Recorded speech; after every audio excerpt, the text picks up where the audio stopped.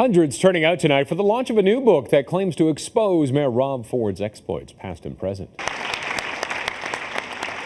A sold-out crowd to hear Toronto Star reporter Robin Doolittle discuss Crazy Town. Doolittle is one of just 3 journalists to see the infamous Rob Ford crack video. Her book not only digs deep into his drug use, but also reveals stunning allegations about the mayor's family.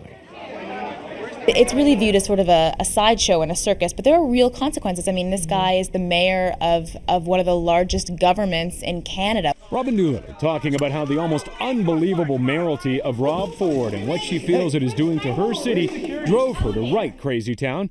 Doug Ford, meanwhile, says it's hardly investigative journalism. It's just another example how Robin Doolittle and I guess the Toronto Star want to attack our family, and it just shows the character of Robin Doolittle.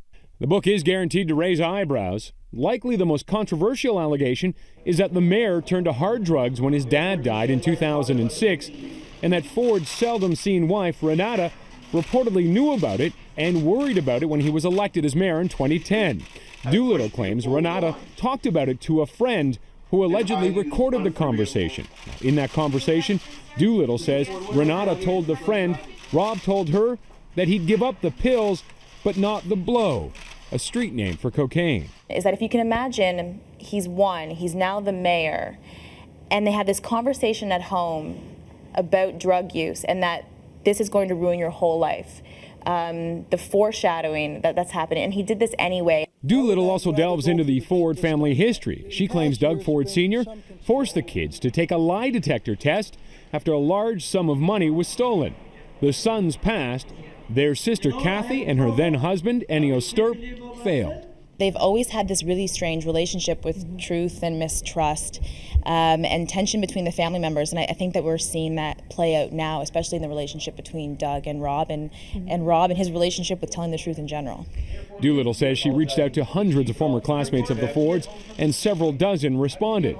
She says many had good things to say about the men, but wanted to remain anonymous, as many people have in this book, something that doesn't sit well with Doug Ford.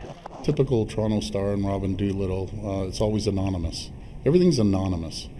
So, I could put a book together that's anonymous sources about Robin Doolittle. And as for what else is in the book, Doolittle goes into greater detail about Rob Ford's run for mayor, a move she says was years in the making. Also, she expands on the events surrounding the infamous crack video she saw and the tough decisions she says the paper had to make about what to run and not to run. She also feels the Fords aren't going anywhere, offering up an interesting comparison. The Ford family considers themselves to be, the Canadian Kennedys, that they are born to lead. We're hearing it right now already, Doug Ford saying that another Ford is going to run in Ward 2 at Etobicoke North. We aren't even on in the same league as someone like the Kennedys. It's a joke. We're just, Rob and I are down here to help the people of Toronto.